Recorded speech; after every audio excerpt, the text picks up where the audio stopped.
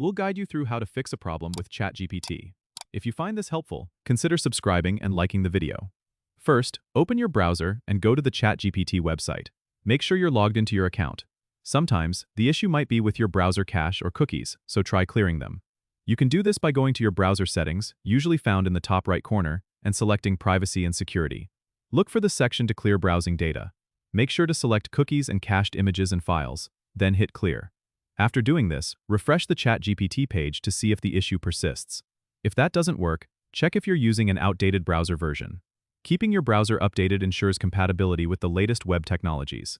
Go to your browser's About section or Help menu to check for updates and install them if needed.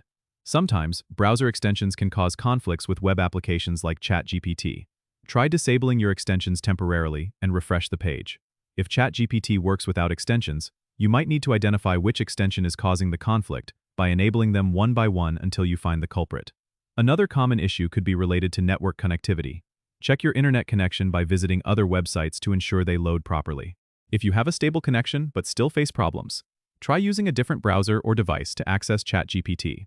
This can help determine if the issue is specific to your current setup.